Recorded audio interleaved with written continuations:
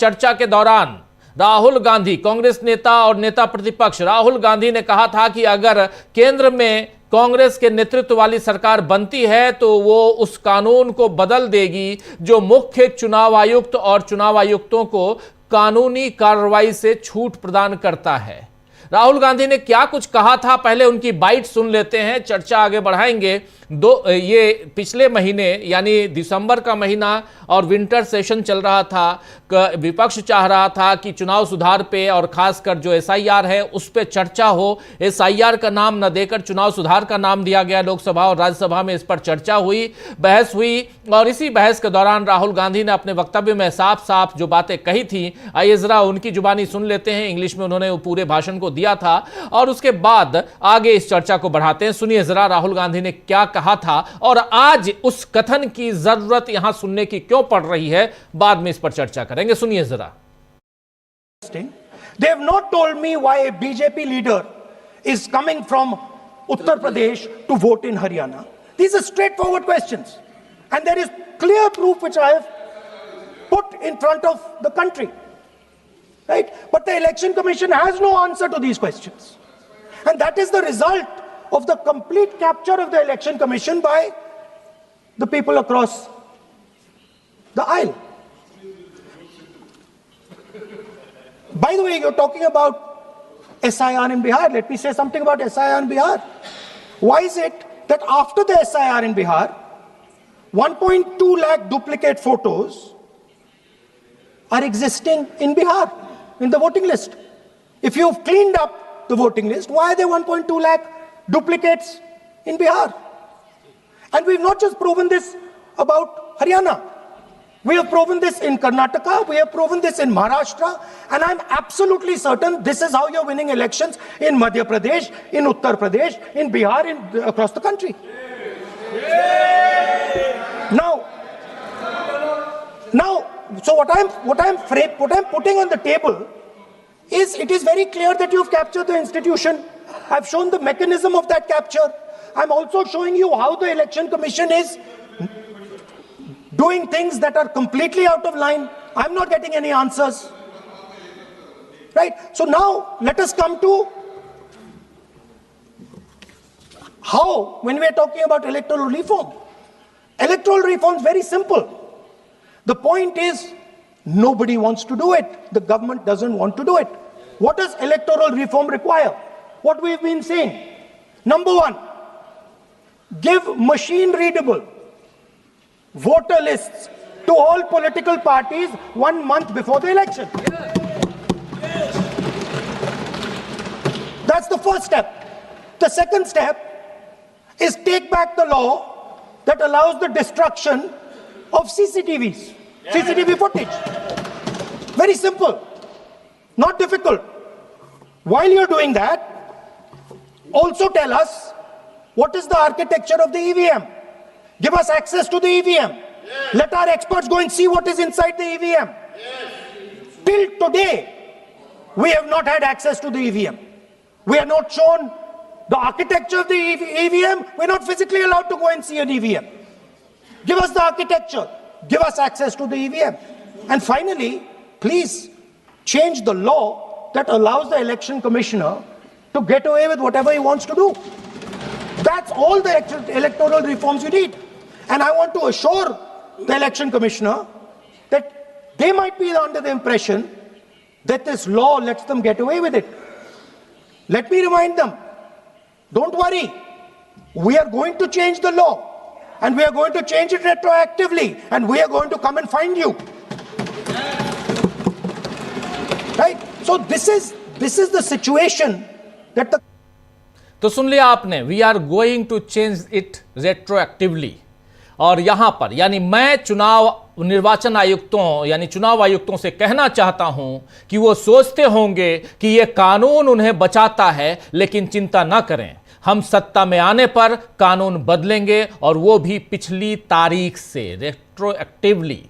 ऐसा करेंगे और आपको ढूंढ निकालेंगे। ये बात यहां राहुल गांधी ने कही। जो भी आप सुन रहे थे वहां राहुल गांधी ने चुनाव सुधार पर अपनी तमाम बातें रखी, इंग्लिश में कह रहे थे, आप लगातार सुन रहे थे, समझ रहे थे। आपको बता दूं कि राहुल गांधी ने जिस कानून को बदलने की बात की थी और अभी जिस पर सुप्रीम कोर्ट ने नोटिस जारी किया है, उसका नाम क्या है? उसका नाम है मुख्य निर्वाचन आयुक्त और अन्य निर्वाचन आयुक्त नियुक्ति, सेवा, शर्तें एवं कार्यकाल अधिनियम 2023।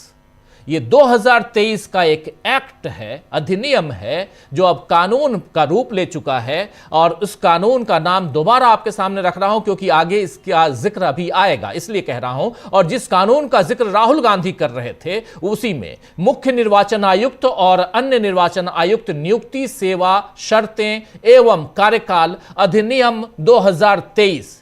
यह कानून पहले राज्यसभा और फिर लोकसभा से पारित होने के बाद 29 दिसंबर, जी हां 29 दिसंबर 2023, 29 दिसंबर 2023 को राष्ट्रपति की मंजूरी से लागू हुआ था इस देश में। इसने चुनाव आयोग, जिसमें चुनाव आयुक्तों की सेवा की शर्तें और कार्य संचालन अधिनियम 1991 की जगह ली थी। 1991 में जो कानून था उस कानून को खत्म कर, हटाकर और यह नया कानून लाया गया। और चुनाव आयुक्तों की सेवा की शर्तें क्या होंगी, उनका कार्य संचालन कैसे होगा, उसकी जगह ली थी। और याद कीजिए, यह वो समय था जब लगभग 150 सांसदों को लोकसभा और राज्यसभा से बाहर कर दिया गया था और इस कानून को पारित किया गया था। इस कानून की धारा 16 में मुख्य निर्वाचन आयुक्त और चुनाव आयुक्तों को कानूनी कार्रवाई से छूट प्रदान की गई है। इसके मुताबिक वर्तमान या पूर्व मुख्य चुनाव आयुक्त या चुनाव आयुक्तों यानी election commission, chief election commissioner जो अभी ज्ञानेश बाबू हैं, ज्ञानेश गुप्ता जी हैं, और चुनाव आयुक्तों यानी इलेक्शन कमिश्नर जो दो उनके आजू बाजू में बैठे रहते हैं, इन दोनों द्वारा अपनी सरकारी कर्तव्यों के निर्वहन के दौरान किए गए किसी भी कार्य या वक्तव्य के लिए किसी भी अदालत में दीवानी या आपराधिक कार्रवाई नहीं की जा सकेगी। इस नियम के पीछे यह तर्क दिया गया था कि इससे चुनाव आयुक्त बिना किसी डर या पक्षपात के अपनी जिम्मेदारी निभा सकेंगे। बहुत बढ़िया।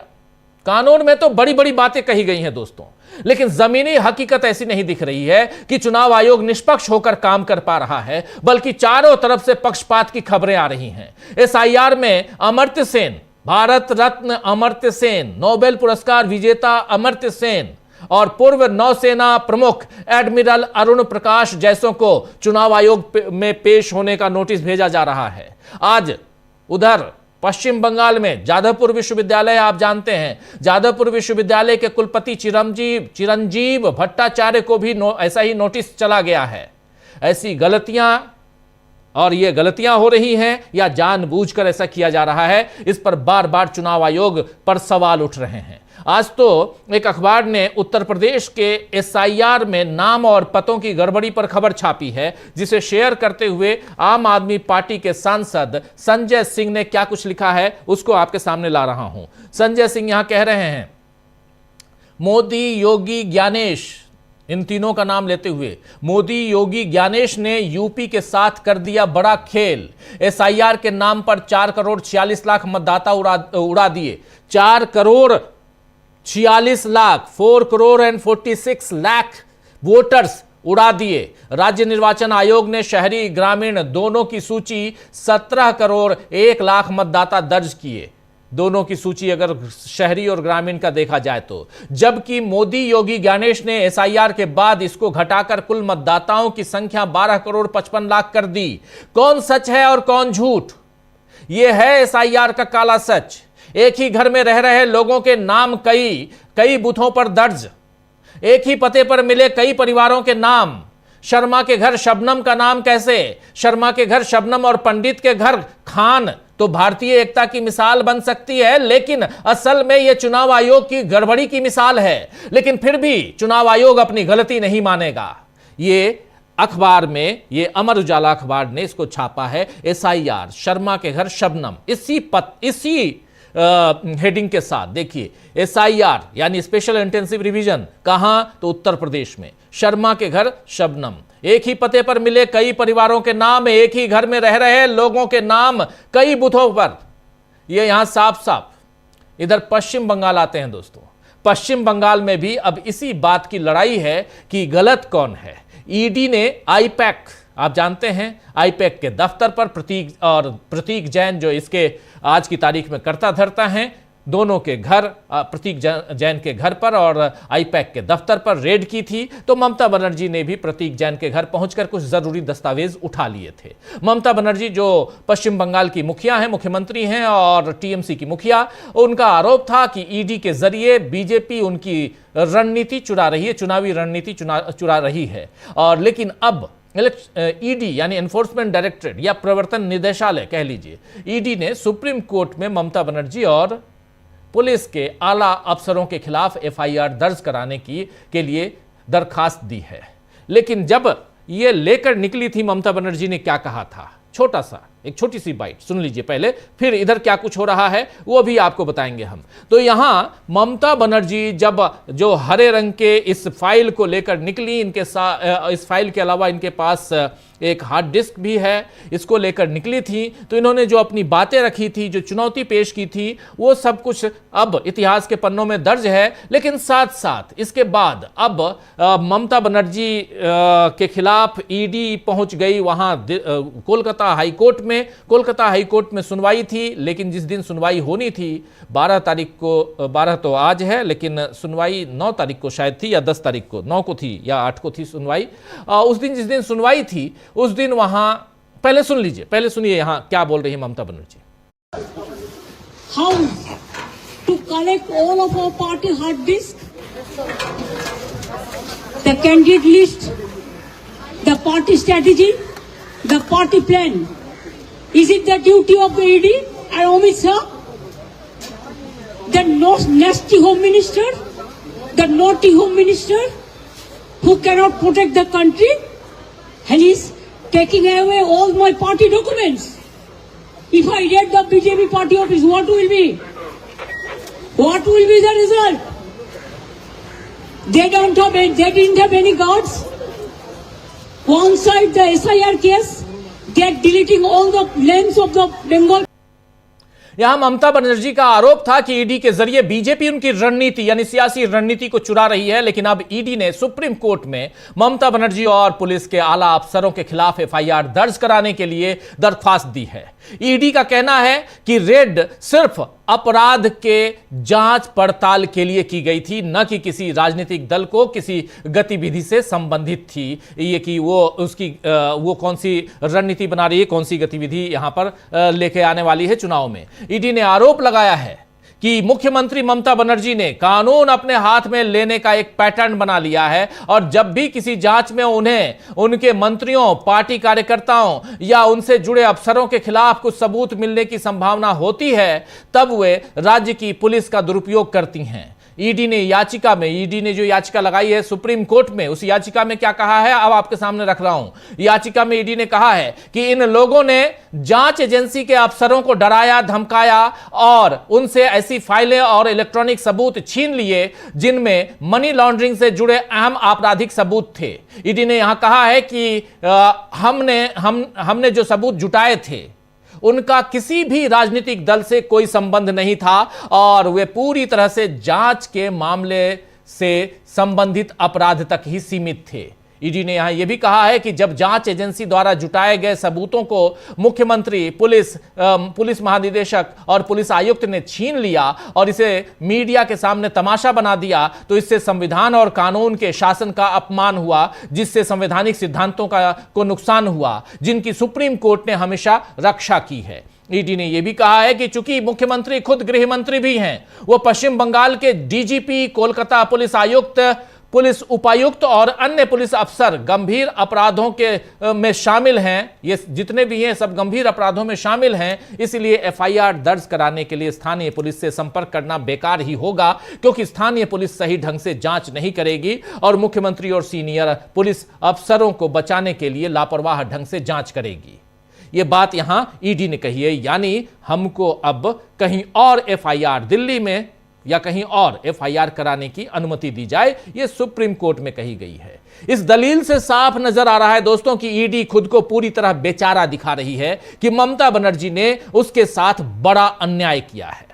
अब देखना होगा कि ममता बनर्जी की तरफ से पहले ही कैबिनेट दाखिल होने के बाद सुप्रीम कोर्ट क्या कार्रवाई करने का आदेश देता है। लेकिन इससे इतना साफ है कि फैसला जो भी आए, बीजेपी तकलीफ में रहेगी। अगर ममता बनर्जी पर कार्रवाई होती है तो वो इसे चुनाव में भुना सकती हैं, और अगर नहीं होती है तो फिर ये ईडी यानी बीजेपी की बड़ी हार होगी। यहां दोनों तरफ से बीजेपी फंसी हुई है, और इन सबके बीच खबर यही है कि आज इसी मसले पर सुप्रीम कोर्ट ने ईडी को और ममता बनर्जी को और इधर केंद्र सरकार को, गृह मंत्रालय को नोटिस भेज दिया है। अब आगे नोटिस का जवाब आएगा, इस पर सुनवाई होगी। कहा जा रहा है कि 19 तारीख को इस पर सुनवाई होगी। तो दोस्तों आइए आज चर्चा करेंगे कि अब मोदी और बीजेपी के हाथों से बाजी निकलती जा रही है। क्या कभी डमरू बजाकर तो कभी पतंग उड़ाकर। जी हां, आज नरेंद्र मोदी पतंग उड़ा रहे थे, और पतंग उड़ाने में साथ ले रहे थे, उनका साथ दे नहीं रहे थे, बल्कि वो साथ ले रहे थे जर्मन चांसलर का। ये तस्वीर देख लीजिए। चलते चलते मतलब आगे की कार्रवाई जो हम आगे इस पर चर्चा करेंगे उससे पहले जरा पतंगबाजी भी देख लीजिए। कल डमरू बजा रहे थे नरेंद्र मोदी जी, आज पतंगबाजी कर रहे हैं, पतंग उड़ा रहे हैं, और साथ में खड़े हैं जर्मन चांसलर। जगह है अहमदाबाद। तो क्या कभी डमरू बजाकर तो कभी पतंग उड़ाकर मोदी चुनाव में सामने जो खड़ी है चुनौतियां, उससे बच पाएंगे? और सुप्रीम कोर्ट में फंसे चुनाव आयोग और ईडी, ये दोनों कैसे फंस गए हैं, और मोदी के कैसे हाथ से निकलती जा रही बाजी, इसकी चर्चा अब आगे बढ़ाते हैं। हमारे साथ कुछ वरिष्ठ साथी जुड़े हुए हैं, उनसे पहले आपका परिचय करवाता हूं और आगे बढ़ते हैं। 3 वरिष्ठ साथी हमारे साथ जुड़े हुए हैं। डॉक्टर राकेश पाठक जी हैं, सुनील शुक्ला जी हैं और प्रशांत टंडन जी हैं। आप तीनों का स्वागत है, इस्तकबाल आप तमाम दोस्त साथी शुभचिंतक आप सबका जो अब तक जुड़ चुके हैं, उनका भी, जो जुड़ने वाले हैं उनका भी। डॉक्टर साहब, सबसे पहले आपके पास ही आना चाहता हूं, कैसे देखा जाए, एक तरफ ईडी, दूसरी तरफ चुनाव आयोग में, और ये चुनाव आयुक्तों की नियुक्ति वाला मामला, लोक प्रहरी का मामला जो है, वो उनकी याचिका स्वीकार कर ली गई, नोटिस जारी कर दिया गया है, और दूसरी तरफ ईडी का मामला देख ही रहे हैं। पहले चुनाव आयोग की बात करते हैं, फिर ईडी पे चलते हैं। चुनाव आयोग, उसमें भी जो ज्ञानेश बाबू जो बचने की कोशिश कर रहे हैं, जरा उसी से हम चर्चा की शुरुआत करते हैं। क्या आपको लगता है कि यहां पर अब सुप्रीम कोर्ट को भी कुछ ना कुछ तो एक्शन लेना ही होगा? ऐसा संभव होगा क्या? ये बहुत ज्यादा उम्मीद सुप्रीम कोर्ट से नहीं करना चाहिए। अभी से एक आध बार और सुनवाई हो जाए, कुछ प्रवचन हम लोग सुन लें असंधी के, उसके बाद कुछ दिशा तय होगी कि वहां से कोई कार्रवाई हो सकती है।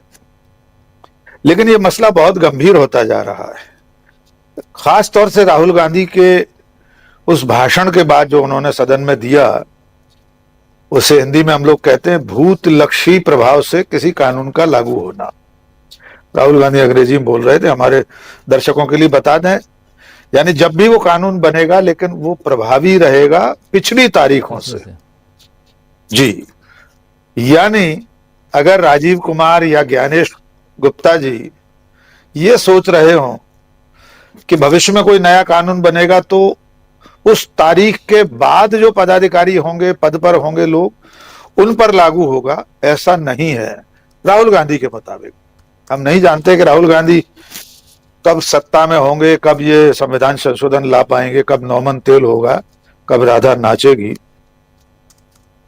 लेकिन नेता प्रतिपक्ष की चिंताएं वाजिब हैं। हमारी इस संवैधानिक व्यवस्था में कोई भी व्यक्ति कानून से परे नहीं है। ऐसा कानूनी संरक्षण तो, ऐसी कॉन्स्टिट्यूशनल इम्यूनिटी तो देश के प्रधानमंत्री को भी नहीं मिली हुई है। हमारे देश में प्रधानमंत्रियों के खिलाफ मुकदमे चल चुके हैं, पेशी पर पीवी नरसिंह राव जा चुके हैं। तो चुनाव आयुक्तों में ऐसे कौन से सुरखाब के पर लगे हैं, ये कौन से राम के रचे लोग हैं जिनको मोदी सरकार अपने से भी ज्यादा सुरक्षा देना चाहती है? यानी नरेंद्र मोदी और अमित शाह अपने क्रियाकलापों के लिए आज भी कानून के दायरे में हैं। लेकिन देश का मुख्य चुनाव आयुक्त और उनके सहयोगी आयुक्त किसी भी चुनाव के कानून के दायरे में नहीं है। ऐसा क्या है? इसलिए जब ये मामला सबसे बड़ी अदालत में गया, लोक प्रहरी ने इसके लिए आवाज लगाई है, तो सुप्रीम कोर्ट को जरूर सोचना चाहिए। हमारे देश में इतना जरूर है कि जो जुडिशियल सिक्योरिटी एक्ट है, न्यायिक संरक्षा कानून है, उसमें अदालतों को, न्यायाधीशों को ये अधिकार है, ये संरक्षण है, अधिकार नहीं, क्षमा कीजिए, संरक्षण मिला हुआ है कि अगर हाईकोर्ट का कोई जज किसी मामले में किसी आरोपी को फांसी की सजा दे दे और सुप्रीम कोर्ट में जाकर वो बरी हो जाए, तो इस गलत फैसले के आधार पर न्यायाधीश के खिलाफ कोई कार्रवाई नहीं हो सकती। कानूनन वो उसे सुरक्षा मिली हुई है, इतना समझ में आता है। लेकिन चुनाव आयुक्तों को संरक्षण, ये सुरक्षा क्यों मिली हुई है? अब इसमें जब नोटिस जारी हो चुके हैं, उसके बाद सरकार क्या जवाब देती है, चुनाव आयोग क्या कहता है, इसके बाद सामने आएगा कि असल मंशा क्या है। मंशा वही है जो 140 सांसदों को निलंबित करके इस कानून को पारित करते समय थी। नरेंद्र मोदी की सरकार, खुद नरेंद्र मोदी, अमित शाह, उनका जो पूरा काकस है, वो चुनाव आयोग को अपनी बांदी बनाकर, अपनी चेरी बनाकर, अपने खूंटे से बंधा हुआ बैल बनाकर रखना चाहते हैं। इसलिए उन्हें ऐसी संरक्षा, सुरक्षा दे दी है कि भारतीय जनता पार्टी और सरकार जो चाहे वो कर सके, जो चाहे वो चुनाव आयोग से करवा सके, और वही हो रहा है। इसमें समानांतर विषय है जिस पर एसआईआर पर आप बात कर रहे हैं। एडमिरल अरुण प्रकाश की बात आपने कही, लगातार वे एक्स पर अपना पक्ष रख रहे हैं। 18 किलोमीटर दूर दो जगह हाजिरी लगाने के लिए उन्हें नोटिस मिले हैं। 82 साल के हैं वे, उनकी पत्नी शायद 78 साल की है जी। तो खुद गोवा के ही एक 82 साल के हैं खुद जी, 83 साल के हैं। गोवा के ही भारतीय जनता पार्टी के एक सांसद, वे भी सेना के भूतपूर्व अधिकारी हैं, बीजेपी के सांसद हैं, उनको भी नोटिस मिला है एडमिरल अरुण प्रकाश से पहले। तो ये जो घालमेल चल रहा है चुनाव के नाम पर, मतदाता सूचियों के नाम पर, उनके पुनरीक्षण के नाम पर, ये दोनों विषय ऐसे हैं। चुनाव अधिकारों, आयुक्तों को संरक्षा, सुरक्षा, संवैधानिक उनको जो कवच मिला हुआ है, कवच कुंडल जैसे मिले उन्हें, वो और एसआईआर की गड़बड़ियां, इन दोनों पर सुप्रीम कोर्ट को जरूर कुछ ना कुछ जिम्मेदारी के साथ बात करनी चाहिए। सिर्फ ऐसा नहीं होना चाहिए कि व्यासपीठ की तरह भागवत कथा जैसे प्रवचन सुना दें चीफ जस्टिस और उनकी पीठ, और उसके बाद हो कुछ नहीं। एक अंतिम बात कहना चाहता हूं, आपने उत्तर प्रदेश का जिक्र किया, वहां पे कितने मतदाता कम हो गए, तो मैं भारत के सभी राजनेताओं से विनती करना चाहता हूं कि मेहरबानी करके अपने भाषणों में 140 करोड़ लोगों के देश का जिक्र करना बंद कर दें। कम से कम 20 करोड़ लोग इन 10-11 राज्यों में कम हो जाने वाले हैं, तो भविष्य में जब भाषण दें तो कम 120 करोड़ कहा करें, 140 करोड़ लोग और उनका देश कहना बंद कर दें। जी राजीव जी। जी जी, बिल्कुल बिल्कुल आप सही कह रहे हैं। और जैसे संजय सिंह ने यहाँ ट्वीट किया था और जो आपके सामने रखा भी, और ये ट्वीट अमर उजाला की एक्सक्लूसिव रिपोर्ट के आधार पर उन्होंने किया है, जिसमें साफ साफ उनका कहना है कि अगर शर्मा के घर में शबनम और कहीं, और ये जो खबर है जरा ऊपर हेडिंग जो इनकी है वो लेके आएंगे तो समझ में आ जाएगा। और इससे ये शर्मा के घर शबनम, और ये भी मज़ेदार है कि अगर ग्रामीण अंचल में, जो ग्रामीण क्षेत्र में जो एसआईआर करवाया गया और जो शहरी में करवाया गया, दोनों को जोड़ दिया जाए तो 17 करोड़ से ज़्यादा मतदाता हैं। और अगर ऐसे देखा जाए तो पूरे प्रदेश में, उत्तर प्रदेश में 12 करोड़ 55 लाख मतदाता हैं। तो 4.5 करोड़ मतदाता, 4 करोड़ 71 लाख मतदाता कहाँ चले गए? यही सवाल यहाँ आम आदमी पार्टी के राज्यसभा सांसद संजय सिंह पूछ रहे हैं। और वो अपनी तरफ से नहीं पूछ रहे हैं, वो इन खबरों के दम पर पूछ रहे हैं। और खबरें यहां बहुत ही पुष्ट खबरें इसलिए कही जा सकती हैं क्योंकि एक्सक्लूसिव बहुत ही अलग अलग जगहों से ये खबरें जुटाई गई हैं। और खबरें कैसे जुटाई जाती हैं ये हम जितने हम लोग यहाँ 4 लोग बैठे हुए हैं बहुत अच्छी तरह से जानते हैं, क्योंकि हम लोग भी आधा जीवन इसी में निकाल चुके इन्हीं खबरों को जुटाने में। आना चाहता हूं प्रशांत जी आपके पास। प्रशांत जी, कैसे देखा जाए यहां एसआईआर से पहले देखिए चुनाव आयोग की बात और चुनाव आयोग के खिलाफ लोक प्रहरी की याचिका का स्वीकार करना, यह बहुत बड़ी बात है, छोटी बात नहीं है। क्योंकि उस कानून को, जो कानून बन गया 29 दिसंबर 2023 को जो कानून बना, उस कानून को चुनौती देने वाली याचिका है वो, और उसमें नोटिस जारी हो गया है। लेकिन एक और याचिका पहले से है सुप्रीम कोर्ट में सीजेआई के पास, आपको याद होगा, जिसमें चुनाव आयुक्तों की नियुक्ति में जो जूरी है उसके लिए भी, उसके खिलाफ भी याचिका लगाई गई है, जिसमें से सीजेआई को हटाया गया है, जो अभी भी वहां पड़ी हुई है याचिका। और अब इस याचिका के आने के बाद इसको किस ढंग से देखा जाए। ठीक है, सही कहा डॉक्टर राकेश पाठक जी ने कि यहां हमको ज्यादा उत्साहित नहीं होना चाहिए। ये तो अभी याचिका आई है सुप्रीम कोर्ट में, नोटिस जारी हुआ है, लेकिन सवाल सिर्फ इतना नहीं है। सवाल यह है कि याचिका को स्वीकार किया गया है, और याचिका स्वीकार करना मतलब कहीं ना कहीं कुछ ना कुछ तो है जिस पर सुनवाई होनी चाहिए, जवाब तलब होना चाहिए। उस लिहाज से इसको कैसे देखा जाए? हम लोगों को समझनी ये चाहिए जी कि आखिर ऐसा क्या है कि चुनाव आयोग के ऊपर जब हमला होता है तो सरकार परेशान होती है, बीजेपी बयान देती है। उसका मतलब साफ है कि वो कहीं ना कहीं गिव एंड टेक का मामला है। अब इस अमेंडमेंट की बात अब जो हम लोग कर रहे हैं, इसमें 3 मुख्य तौर पे परिवर्तन किए गए, और तीनों परिवर्तन बड़े चौंकाने वाले हैं।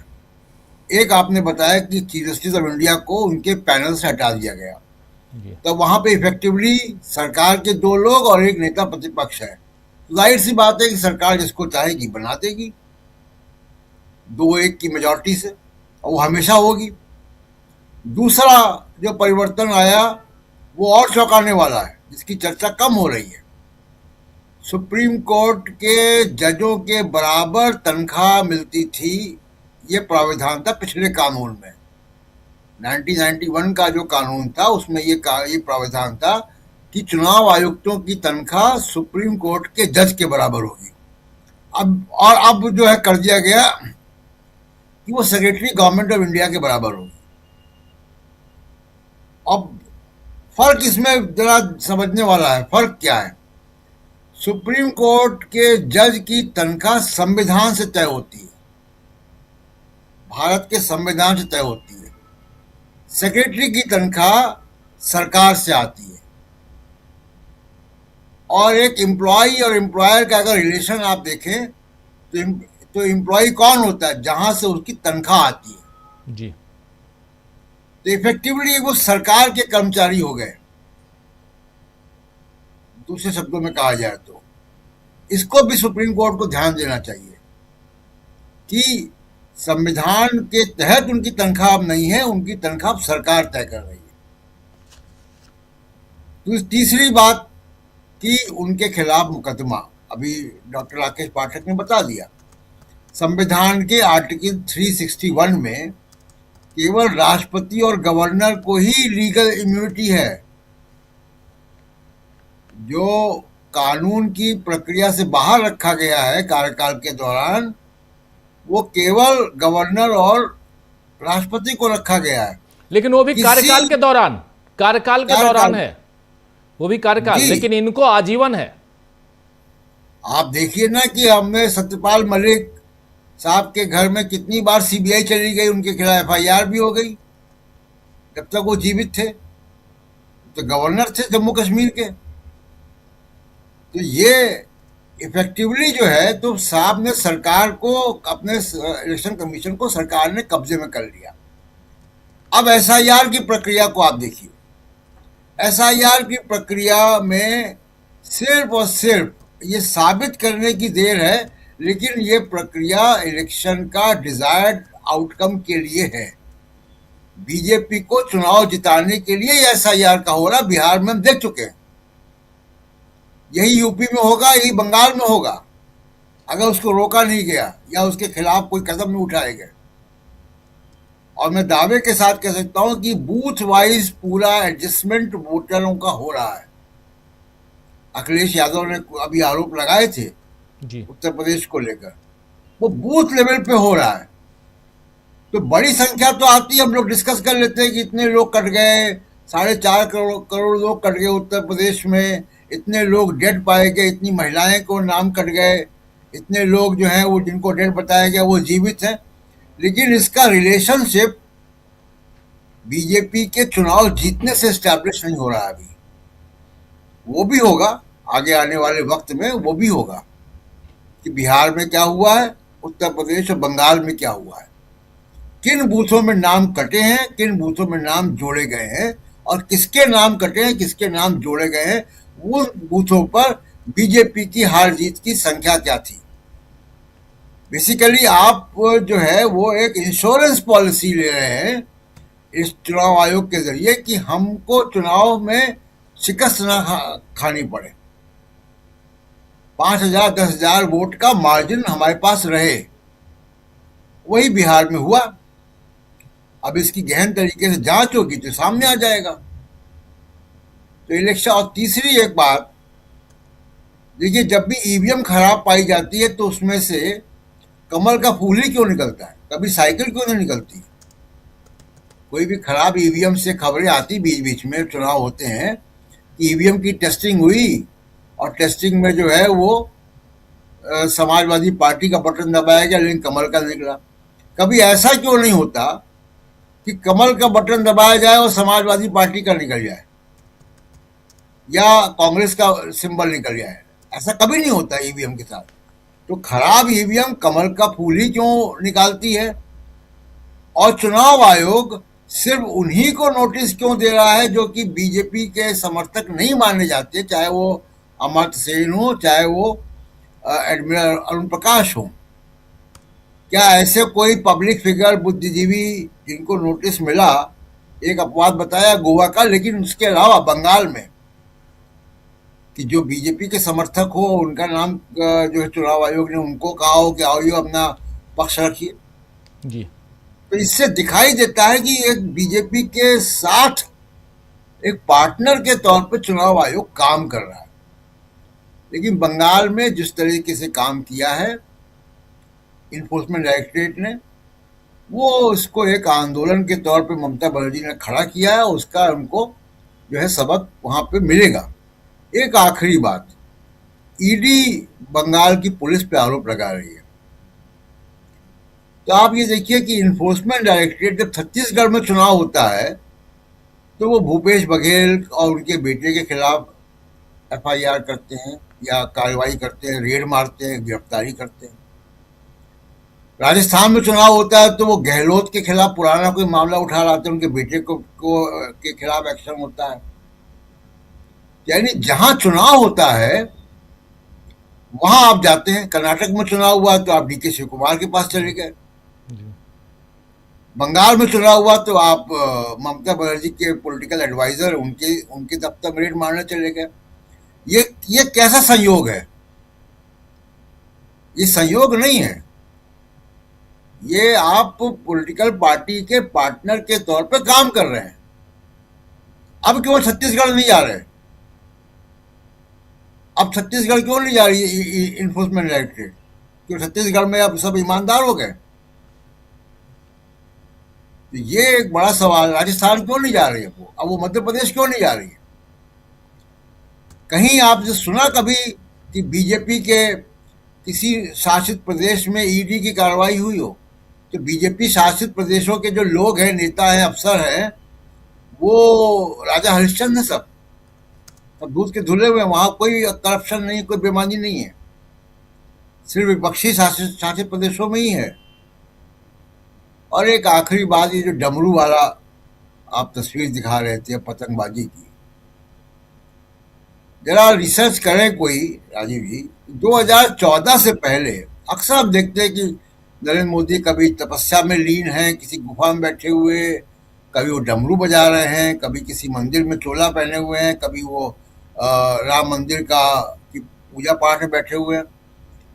2014 से पहले कोई तस्वीर नरेंद्र मोदी की किसी मंदिर में जाते हुए, कोई ऐसे डमरू बजाते हुए मंदिर में जाते हुए है? कोई हो तो दिखाएं।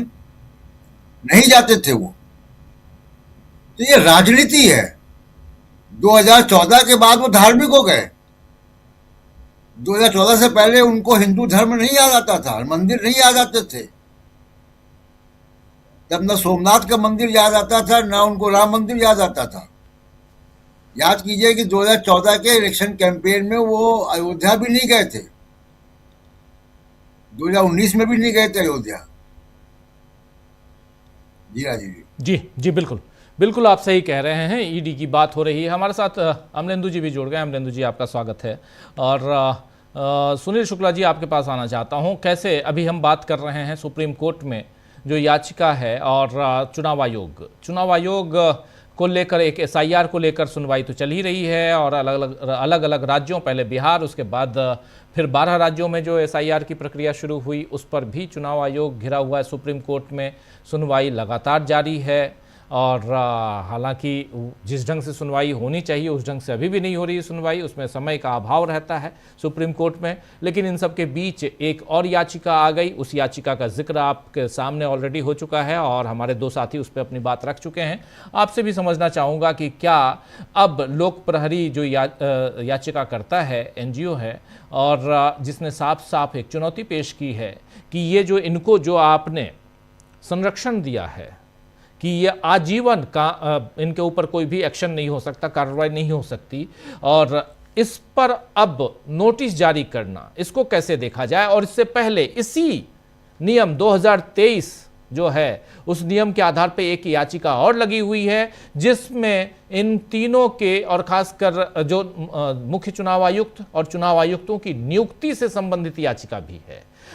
इसके अलावा ईवीएम से रिलेटेड याचिका, चुनाव सुधार से रिलेटेड याचिका, ढेर सारी याचिकाएं, चारों तरफ से देखिए ढेर सारी याचिकाएं हैं और सब पे कुछ पे वर्डिक्ट, कुछ पे नहीं, कुछ पे अभी आगे बात करेंगे।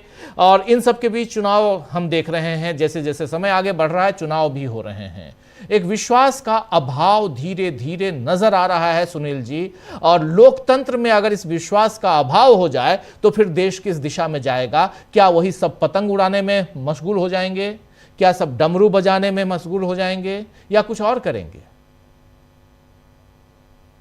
जी, अगर आप प्रधानमंत्री को पतंग उड़ाते हुए देखना चाहते हैं तो पतंग उड़ाएंगे। अगर आप उनको मंदिरों में जाते हुए देखना चाहते हैं, त्रिशूल लेकर घूमना देखना चाहते हैं, डमरू बजाते हुए देखना चाहते हैं तो डमरू बजाएंगे। 2014 के पहले वो नहीं कर रहे थे। 2014 के पहले वो वाइब्रेंट गुजरात कर रहे थे। 2014 के लोकसभा के चुनाव के भाषणों को यहाँ पे याद कर लीजिए, वो विकास की बात कर रहे थे, किसानों की आय दुगनी करने की बात कर रहे थे, डमरू नहीं बजा रहे थे। उन्होंने किसी भी धार्मिक आयोजन, और जो ये राम मंदिर का आंदोलन चला, जहां तक मेरी स्मृतियों में है, मैं बहुत ही निकटता से उस पूरे आंदोलन को कवर कर रहा था, मुझे कभी नरेंद्र मोदी जी का नाम भी नहीं सुनाई पड़ा कि किसी बैठक में, किसी आंदोलन में, किसी धरने में, किसी अयोध्या पहुंचने की कोशिशों में हमने कभी उनका नाम नहीं सुना। तमाम प्रतिबंधों के बावजूद जो लोग अयोध्या पहुंचे, आज उनका अता पता कहीं नहीं है। उमा भारती जी पहुंचने वालों में से थी, पुलिस ने उनको वहां गिरफ्तार किया था, मेरे सामने भी गिरफ्तार हुई थी। ये हरीन भाई पाठक एक सांसद होते थे अहमदाबाद के, वो पहुंचने वालों में थे, वो पता नहीं कहाँ है आज, उनको साथ टिकट भी नहीं मिला 2019 के चुनाव में। जो लोग गए, आज अशोक सिंघल साहब पहुंचने वालों में थे, आज दुखद है कि उनका देहांत हो चुका है। बस जितने बड़े नाम आप लीजिए, विनय कटियार का नाम आप याद कर लीजिए, नरेंद्र मोदी जी का नाम मैंने कभी नहीं सुना। आप में से किसी ने सुना हो तो मैं नहीं कर सकता। मैं पूरे आंदोलन को बहुत निकटता से देख रहा था। मैं कई बार उस दौरान फैजाबाद भी गया, उस समय का फैजाबाद, आज का अयोध्या, और अयोध्या था उस समय जब मुलायम सिंह जी की सरकार थी, सड़कों पर चलना बड़ा मुश्किल था। तभी मैं गया था, मैं न्यूज़पेपर में काम करता था। तब भी नहीं थे मोदी जी, कभी नहीं दिखाई पड़े। उस समय भी भारतीय जनता पार्टी के वरिष्ठतम नेता भाई अयोध्या में बाबरी मस्जिद के गिरने पर उसको काला दिवस की बात कही थी। हर व्यक्ति ने, जो आज लोग कहते हैं जिनके ऊपर आरोप लगे थे, सबने अपने आप को कहा कि नहीं नहीं हम उस घटना में शामिल नहीं थे। उन्होंने कहा कि वो उत्तेजित कार सेवकों का परिणाम रहा, कभी नहीं रहा। लेकिन अब क्या है कि आपके पास, अगर आप सरकार में होते हैं तो सरकार में होने पर आपके पास बताने के लिए बहुत कुछ होता है। हमने आवाम के लिए किया, समाज के विभिन्न वर्गों के लिए यह किया, देश के तरक्की के लिए ये काम किए गए। आपके पास क्या है, आप क्या बताएंगे? देश की अर्थव्यवस्था रसातल में चली गई है, रुपए का बुरी तरह से अवमूल्यन हुआ है। 91 मैंने आज अखबार में मैं पढ़ा कि 2 पैसे रुपए की कीमत में सुधार हुआ है अब डॉलर की तुलना में, 2 पैसा, और ये अखबार में खबर है। आपके अर्थव्यवस्था ये पहुंच गई। आयात निर्यात आपके सामने है। अंतर्राष्ट्रीय जगत में ट्रंप साहब 65 बार से कह चुके हैं कि वह भारत और पाकिस्तान के मामले में उन्होंने हस्तक्षेप किया था, हम कुछ बोलने के लिए तैयार नहीं है। अंतर्राष्ट्रीय घटनाक्रम पर भी हमारी कोई टिप्पणी नहीं आती। अगर ये स्थिति आपके पास है तो डमरू नहीं बजाएंगे तो और क्या करेंगे? कौन सा विकल्प आपके पास है? किस बिना पर अपना सिरा ठोकेंगे कि साहब मैंने ये कर दिया, ये हमारी सरकार ने किया? भाई अगर आप यूपीए सरकार की तमाम आलोचनाएं कीजिए, सरकारों की आलोचनाएं होनी भी चाहिए, लेकिन उस सरकार के पास वो था कि उसने आरटीआई दिया, उसने मनरेगा दिया, अपने काम का अधिकार दिया, राइट टू एजुकेशन दिया। आप कर सकते हैं।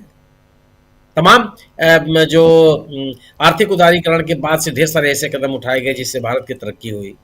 शिक्षा के क्षेत्र में ढेर सारे काम किए गए, तमाम चीजें हैं। और वो जो जब 2010-14 का चुनाव हो रहा था तो सरकारें कह भी रही थी कि हमने ये किया, हमको ये करना है।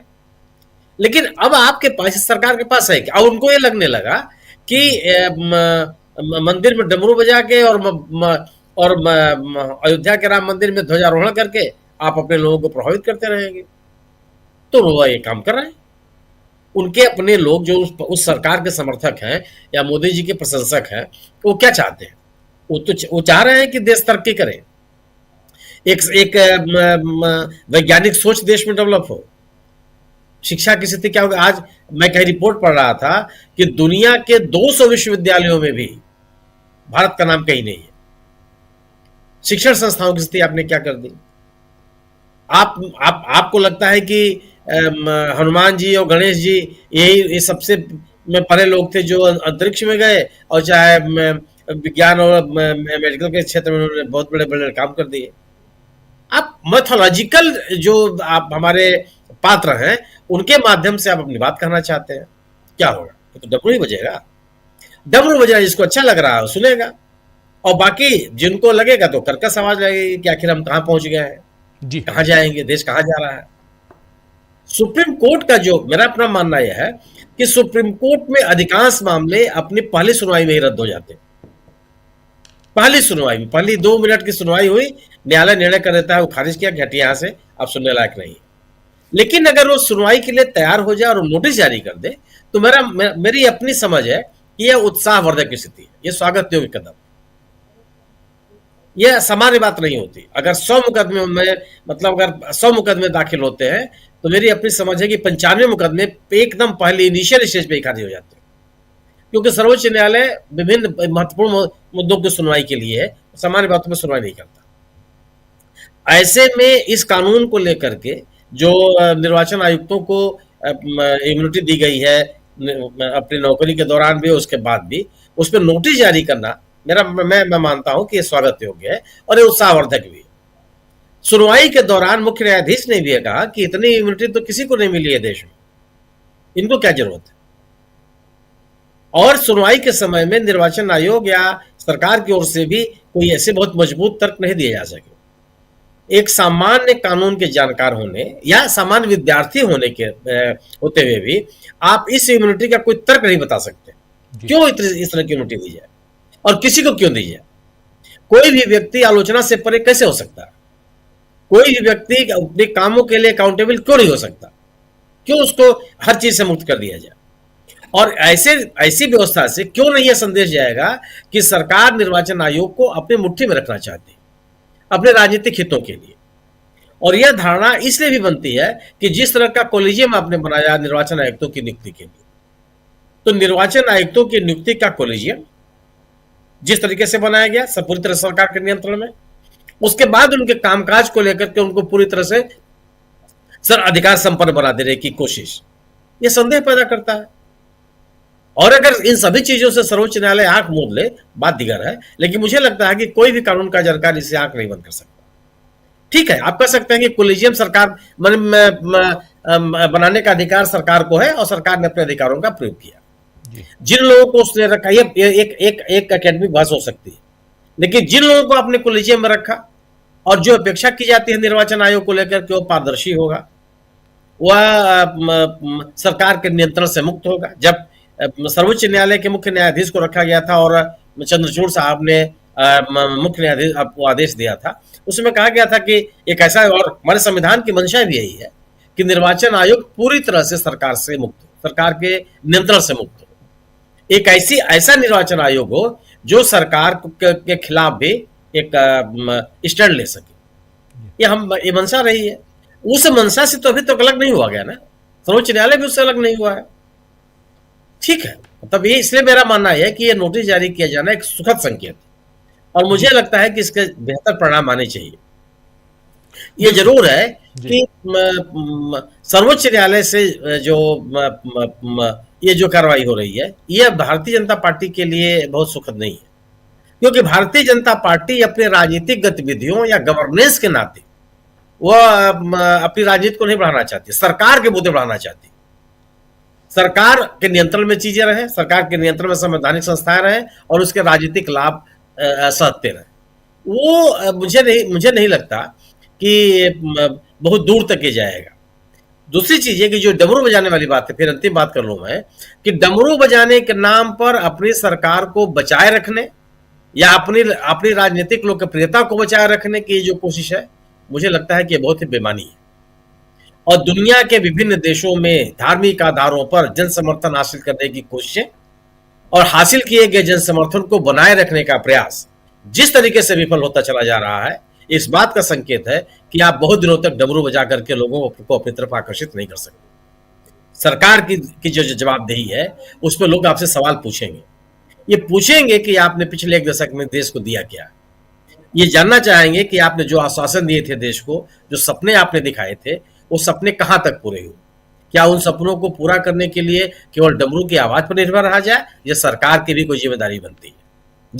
जी बिल्कुल बिल्कुल, आप सही कह रहे हैं। डमरू की बात हम देख ही रहे हैं और कर भी रहे हैं, लेकिन दूसरी तरफ सुप्रीम कोर्ट में जो चल रहा है उस पर सबकी निगाहें टिकी हुई हैं। आज याचिका न सिर्फ स्वीकार कर ली गई बल्कि नोटिस भी जारी किया गया है। इसको कैसे देखते हैं अमलेंदु जी? कितना उत्साहवर्धक है नोटिस जारी होना, और सबसे बड़ी चीज़ कि कम से कम इस पर चर्चा तो हो रही है। राष्ट्रपति को, राज्यपाल को, उपराष्ट्रपति को, प्रधानमंत्री को, केंद्रीय मंत्रियों को, किसी को इतनी इम्यूनिटी नहीं है। आप उस पद से बाहर निकलते हैं, जैसे ही आपका कार्यकाल खत्म होता है, उस कुर्सी से आप नीचे उतरते हैं, वैसे ही आपके ऊपर कार्रवाई हो सकती है, एक्शन हो सकता है। लेकिन इनको तो बिल्कुल प्रोटेक्शन है। इसका मतलब है कि अपने लिए आपने इनको प्रोटेक्ट किया हुआ है, और यह सवाल आज पूछा भी गया और इसलिए नोटिस जारी किया गया। कैसे देखते हैं आप? देखिए राजीव जी, इसमें सिर्फ नोटिस ही इशू नहीं हुआ है, बल्कि सीजीआई ने पूछा भी कि भाई इनको ही ये इम्यूनिटी क्यों है, जबकि ये राष्ट्रपति को भी नहीं है, किसी और को भी इम्यूनिटी इसमें हासिल नहीं है, तो इनको ही क्यों, वो भी नौकरी के बाद भी आपको इम्यूनिटी हासिल है? आखिर ऐसा क्या है जो आपको इम्यूनिटी दी जाए? संविधान में किसी को इस तरीके की इम्यूनिटी हासिल नहीं है, तो इसलिए हम इसकी जांच करना चाहेंगे। ये कहा उन्होंने कि हम इसकी जांच करना चाहेंगे, और जांच करना चाहेंगे। इसके साथ साथ उन्होंने फिर इसके ऊपर नोटिस इशू कर दिया चुनाव आयोग और सरकार दोनों को। अब राजीव जी इतना ही नहीं है, बल्कि याचिकाकर्ता जो है उनकी जो दलील है, वो दलील ये है कि संसद को इस तरीके की इम्यूनिटी देने का अधिकार भी नहीं है। संसद किसी को भी इस तरीके की इम्यूनिटी नहीं दे सकती। संसद ने अपने दायरे से बाहर जाकर काम किया है। राजीव जी, संविधान में सारे दायरे बंधे हुए हैं हर संवैधानिक संस्था के कि कितना वो आगे बढ़कर जा सकती है। और जिस समय ये इम्यूनिटी दी गई, ये कानून पास हुआ राजीव जी, आपको याद होगा कि उस समय पूरा विपक्ष जो था वो बाहर कर दिया गया था, हाँ तब जाके ये पास हुआ था। जी। तो पूरा विपक्ष जब बाहर कर दिया गया, तो आप कल को पूरा विपक्ष बाहर करके आप ये भी प्रस्ताव पारित कर देंगे कि अब भारत में कभी चुनाव नहीं होगा, चूंकि आप सरकार में बैठे हुए हैं, संसद में आपने विपक्ष बाहर कर दिया और आपने प्रस्ताव पारित कर दिया, अब चुनाव नहीं होगा। तो क्या वो मान लिया जाएगा? क्या सुप्रीम कोर्ट तब भी खामोश बैठा रहेगा और कह देगा कि संसद ने पास कर दिया कि अब चुनाव नहीं होगा तो चुनाव नहीं होंगे? तो ये राजीव जी, देश को जिस रास्ते पर ले जाने की कोशिश की जा रही है, उस पर थोड़े सा जो है सुप्रीम कोर्ट चौकन्ना हुआ है कि भाई इस तरीके की चीजें कैसे हो सकती हैं। मुझको लगता है, हालांकि सुप्रीम कोर्ट पर भी कोई ज्यादा राजीव जी भरोसा करने की मुझे लगता है कि वो नहीं करना चाहिए कि सुप्रीम कोर्ट क्या करेगा। हम लोग देख रहे हैं कि SIR पर 6 महीना हो गया, बहस चली रही है। अभी तक यही तय नहीं हो पाया कि भाई SIR कराने का अधिकार जो है चुनाव आयोग को है भी कि नहीं है संवैधानिक तौर पर, और संविधान का उल्लंघन चुनाव आयोग कर रहा है कि नहीं कर रहा है, यही अभी तक तय नहीं हो पाया। और SIR कराकर बिहार में चुनाव भी हो गया, सरकार भी बन गई। तो ये जब तक आएगा फैसला, तब तक क्या होगा क्या नहीं होगा ये देखा जाएगा उस समय। खैर, तो ये राजीव जी एक गंभीर चिंता का विषय जो है मुझको लगता है कि ये है, और इसीलिए सुप्रीम कोर्ट जो है इस पर थोड़ा सा चिंतित हुआ है कि भाई जब सुप्रीम कोर्ट के जजों को इस तरीके की इम्यूनिटी नहीं है, राष्ट्रपति को नहीं है, किसी और को नहीं है इस तरह की इम्यूनिटी, तो ये चुनाव आयुक्त को आखिर क्यों दे दी गई, और ये ऐसा कौन सा काम करते हैं कि इतनी इम्यूनिटी की इसकी इस तरीके की आवश्यकता है?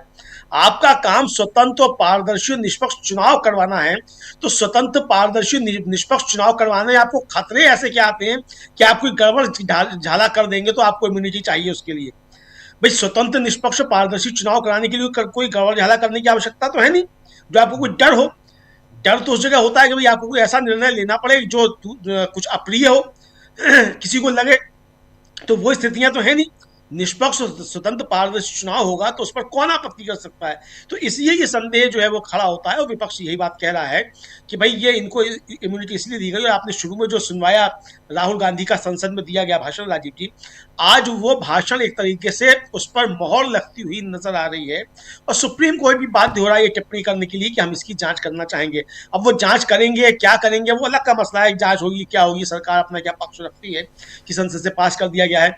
और आपको राजीव जी याद होगा कि जस्टिस रमन्ना जिस समय CJI थे, उन्होंने एक बड़ी सख्त टिप्पणी की थी। उन्होंने कहा था कि संसद में 2-2 मिनट की बहस में ही जो है वो विधेयक पास हो जा रहा है, और अगर चर्चा नहीं होगी और बिना चर्चा के पास होंगे तो ये लोकतंत्र के लिए ठीक नहीं होगा। तो राजीव जी, जब विपक्ष को आप बाहर कर देंगे, उस पर कोई चर्चा नहीं होगी और आधी रात में आप इस तरीके से बिल पास करा लेंगे, तो निश्चित तौर पर इसको लेकर सवाल उठेंगे। तो ये सुप्रीम कोर्ट ने इसको लेकर सवाल उठाए। अब मोदी जी, राजीव जी जो लेकर घूम रहे हैं डमरू, तो हम लोगों के बचपन में राजीव जी, और आप लोगों ने भी देखा होगा कि गली मोहल्ले में आते थे, वो मदारी आया करते थे, भालू नचाते हुए, बंदर नचाते हुए, वो इसी तरीके से डमरू बजाते हुए आते थे, और फिर बजाते बजाते बताते थे कि बहुत कुछ निकालने वाले हैं पिटारे से, और क्या सांप काटे की दवा देंगे, इस तरह की बातें सब करते थे, और आखिर में 10-10 रुपया जेब से झाड़ के गायब हो जाते थे। तो राजीव जी, डमरू वाले बाबा देखकर तो यही लगने लगा कि डमरू वाले बाबा जो है क्या सबकी जेब से पैसा निकलवाकर इसी तरीके से गायब हो जाएंगे? क्योंकि अगर डमरू बजाने की राजीव जी नौबत आ जाए तो समझ लीजिए कि झोली जो है वो कंगाल हो चुकी है, और झोला उठाने का समय आ गया। ये संकेत दे दिया गया है कि अब मैं डमरू बजा के और झोला उठा के निकलने वाला हूँ, देशवासियों तुम्हें जो देखना हो वो देखो। तो क्या ये संकेत देने की कोशिश हो रही है राजीव जी? ट्रंप वैसे ही बहुत सारी गड़बड़ सड़बड़ बातें कह रहे हैं, आज फिर उन्होंने कह दिया कि अब तो मित्र हैं मोदी जी, बहुत अच्छे मित्र हैं, और 70 बार कह चुके कि मैंने जो थी जंग रुकवाई। तो अब ये क्या मसला है राजीव जी, ये डमरू का और ट्रंप से क्या मामला है, अर्थव्यवस्था से क्या लेना देना है, ये तो मोदी जी बेहतर जाने। लेकिन उनका डमरू बजाने का स्टाइल जो है वो निश्चित तौर पर बता रहा है कि अर्थव्यवस्था खतरे में और झोला उठाने का समय आ गया है। बाकी राजीव जी, राम मंदिर आंदोलन के दौरान मोदी जी जो थे वो केवल अडवाणी जी के सारथी बने थे, तो उनका जो ट्रक था वो चला रहे थे। इसके अलावा उनका हमने तो नहीं सुना कि किसी आंदोलन में रहे हों। और 2014 का चुनाव जीते थे तब भी जय श्री राम नहीं बोला था, 19 का चुनाव जीते थे तब भी जय श्री राम नहीं बोला था, और 24 में जब बने प्रधानमंत्री तब भी जय श्री राम नहीं बोला है। तीनों बार जय श्री राम नहीं बोला है। और जब वो राम मंदिर की बात आ रही थी राजीव जी, जिस समय उसका उद्घाटन होना था, उस समय भी जय श्री राम नहीं निकला था उनके मुख से। तो जय श्री राम मोदी जी मुख से नहीं निकल रहा है। बजरंगी भाई जो है वो लगा पड़े हैं जय श्री राम, और हिंसक हुए जा रहे हैं जय श्री राम कह कह के। मोदी जी लग जय श्री राम कहना भूल चुके हैं राजीव जी। चलिए, मोदी जी जो भी करें, डमरू बजा रहे हैं, पतंगबाजी कर रहे हैं, अपने इंटरेस्ट के लिए आप अपने मनपसंद काम आप करिए, बहुत अच्छी बात है। लेकिन इतना ज़रूर है कि आप प्रधानमंत्री हैं और प्रधानमंत्री के कर्तव्यों का निर्वहन कीजिए, ये ज़्यादा ज़रूरी है। और देश की जनता, मुझे तो डॉक्टर साहब मुझे समझ में नहीं आता है कि कल भी शायद मैं कह रहा था कि आप भूखे मरिए, आप ठंड में कांपते रहिए, आप हॉस्पिटल जाइए तो आपके इलाज के लिए आपके पास जेब में पैसा नहीं, महंगाई दर बढ़ गई है, सरकार ने माना है, आप लोगों को ये खबर मिल गई होगी, सरकार ने माना है आज ही कि महंगाई दर बढ़ गई है। सरकारी आंकड़ा बता रहा हूँ, सरकार ये मान रही है कि हिंदुस्तान में महंगाई बढ़ गई। ये हो जाए, उसके बाद कहीं 2 साल 3 साल पुराने एग्ज़ाम दिए हुए अब लोग इंतज़ार करते हैं कि आज और कल में नियुक्ति पत्र आने वाला होगा, तब तक वो पूरा का पूरा एग्ज़ाम कैंसिल हो जाए। फिर उसके बाद आप स्कूल, कॉलेज और यूनिवर्सिटीज़, वहाँ पर जैसी पढ़ाई होनी चाहिए, जैसे शिक्षक होने चाहिए, प्रोफेसर होने चाहिए, वो ना हो। मतलब हर तरफ से बेसिक नीड्स जो आपके हैं, जिसमें शिक्षा है, रोजगार है, जिसमें स्वास्थ्य है, जिसमें आपके सिर पे छत है कि नहीं वो है, किसानों की आय दोगुनी 2022 में होने वाली थी वो बात है, इन सब की कोई चिंता नहीं है, कोई चिंता नहीं। हमने नरेंद्र मोदी को प्रधानमंत्री बना दिया है, वो अब डमरू बजाएं या झुनझुना बजाएं, पतंग उड़ाएं या कुछ और करें। इसरो ने आज प्रक्षेपण किया और वो फेल हो गया, आप लोगों को ये खबर भी मिल गई होगी। एक साथ 14 सैटेलाइट्स करने वाले थे लेकिन फेल हो गए। कितने करोड़, हजारों करोड़ रुपए का नुकसान हुआ, लेकिन इन सब की कोई चिंता नहीं है। हमारे नरेंद्र मोदी जी डमरू बजा रहे हैं और हम देखकर प्रसन्न हैं। मुझे ये इस बात की मतलब कई बार मैं सोचता हूँ बैठ के आराम से स्थिर होकर डॉक्टर साहब कि आखिर हमारे देश की आवाम को हो क्या गया है। किसी तरह का कोई, इससे अच्छा तो पाकिस्तान, चाइना, नेपाल, भूटान और हमारे पड़ोसी हैं जहाँ की जनता कम से कम जागकर अपनी बात, अपनी डिमांड रखती है। यहाँ तो कुछ है ही नहीं, कोई डिमांड लेके आता है तो उसको आप 4 बातें सुनाने लगते हैं। खैर, ये मैं अपनी तरफ से कह रहा था, जो देखकर बड़ी मतलब चिंता होती है कि हमारा देश किस दिशा में जा चुका है, कितनी अंधभक्ति में चूर हो चुका है। लेकिन दूसरी तरफ जरा ईडी के मसले पे आऊंगा, और इससे पहले जब हम ये बात कर रहे थे तो इसमें एक हवाला दिया गया है 1951 का एक केस, उसके जजमेंट का हवाला दिया गया है इस मसले पे। जो लोक प्रहरी ने जो याचिका लगाई है उसमें 1951 एस कृष्णन वर्सेस मद्रास राज्य 1951, और उसका हवाला देते हुए कि यहां साफ साफ जिसके बारे में अभी सुनील शुक्ला जी भी कह रहे थे, उसका हवाला बस जानकारी के लिए। और हां, सीजेआई ने कहा कि इतना ज्यादा इम्यूनिटी, इतना ज्यादा प्रोटेक्शन क्यों, यह सवाल पूछा गया है, सवाल उठाया गया, इसलिए नोटिस भी दिया गया है। तो एक उम्मीद जगती है। लेकिन दूसरी तरफ ईडी जो गिड़गिड़ा रहा है वहां पर सुप्रीम कोर्ट में, ममता बनर्जी हमको वहां टिकने नहीं देंगी, चूंकि होम मिनिस्ट्री ममता बनर्जी के पास है तो वहां का डीजीपी, वहां के एसपी, वहां के आयुक्त, जितने जो भी है, पुलिस का पूरा महकमा उनके साथ है, हम उनके खिलाफ एफआईआर नहीं करा सकते हैं, इसलिए हमको, यानी अब ईडी भी प्रोटेक्शन के लिए गई है। सीधे माना जाए ये प्रोटेक्शन है। इसको कैसे देखा जाए? जांच एजेंसी क्या यहां पर एक्सपोज नहीं होती हुई दिखाई दे रही है? पहला ऐसा राज्य है जहां के मुख्यमंत्री ने सीधे दबोच लिया है, यह ना माना जाए। फैसला क्या आएगा इस पर अभी पता नहीं, मैं ये आखिरी लाइन जोड़ रहा हूं, फैसला क्या आएगा सुप्रीम कोर्ट से, क्या निर्देश आता है, डोंट नो। लेकिन आज की तारीख में जांच एजेंसी गिड़गिड़ाती हुई नजर आ रही है, और 14 तारीख को हाईकोर्ट में सुनवाई है। उधर हमारे साथियों की बातों में 1-2 बातें जोड़ देता हूं। प्रशांत जी ने बहुत अच्छा सवाल उठाया, हम लोग भी पहले उठाते ही रहे सब लोग, कि ईवीएम गलती से भी कभी दूसरे के चुनाव चिन्ह पर क्यों नहीं रजिस्टर होती। जब भी गलती होती है इसका प्रशांत जी एक बहुत शानदार नजारा देखने को मिला था मध्य प्रदेश में भिंड जिले में अटेर विधानसभा क्षेत्र में। केंद्रीय चुनाव आयोग की तरफ से जो पर्यवेक्षक मोहतरमा आई हुई थी, उन्होंने अपने सामने डेमो कराया, पर बाकायदा वोट बीजेपी के नाम गया। तो ये गलती सचमुच मशीन कैसे करती है, ये भी अपने आप में रहस्य है। दूसरी बात, जो नरेंद्र मोदी की तस्वीरों की बात हो रही थी धार्मिक आयोजनों में, अयोध्या के आंदोलन में, तो एक तो वे पहले जब 34 साल या 35 साल भिक्षाटन कर रहे थे तब उनके पास इतना समय नहीं था, क्योंकि उस समय उन्हें हॉलीवुड के दरवाजे पर फोटो खिंचवानी थी, व्हाइट हाउस की बैरिकेड को खड़े पकड़कर फोटो खिंचवानी थी, एफिल टावर के सामने खड़े होना था।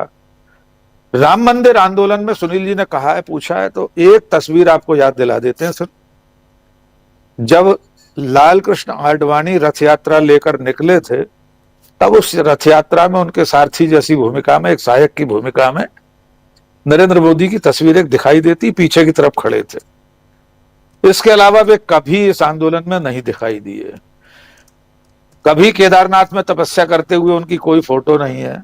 किसी मंदिर में डमरू बजाते हुए, त्रिशूल लेकर हाथ में, या ध्वजारोहण करते हुए कभी नहीं देखे गए।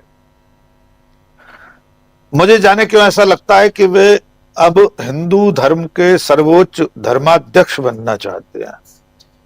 मैंने अभी 20 दिसंबर को दिल्ली में ही एक किताब के विमोचन में कहा था कि नरेंद्र मोदी अब राजनीतिक सत्ता के साथ साथ देश की धार्मिक सत्ता के भी अधिपति बनना चाहते हैं। ये सारी गतिविधियां उसी दिशा में जाती हुई दिखाई दे रही हैं। कई ऐसे आश्चर्यजनक दृश्य भी इसमें देखने को मिले हैं। तो जो गाड़ी है जिसमें वे ऊपर खड़े होकर रोड शो में चल रहे हैं, जिस एंगल से वो फोटो